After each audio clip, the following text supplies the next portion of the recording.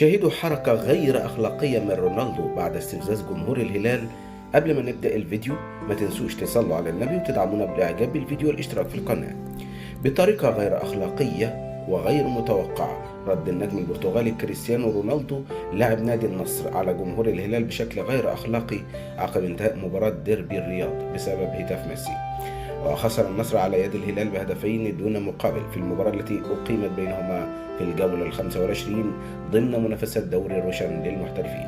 وأثناء خروج رونالدو من ملعب المباراة قامت جماهير نادي الهلال بالهتاف في المدرجات ميسي ميسي في محاولة لإثارة غضبه عقب اللقاء.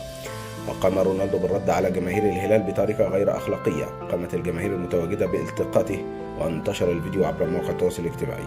في النهاية منتظرين تعليقاتكم عن هذا الموضوع. لا تنسوا لايك للفيديو والاشتراك في القناة. دمتم على خير والسلام عليكم ورحمة الله.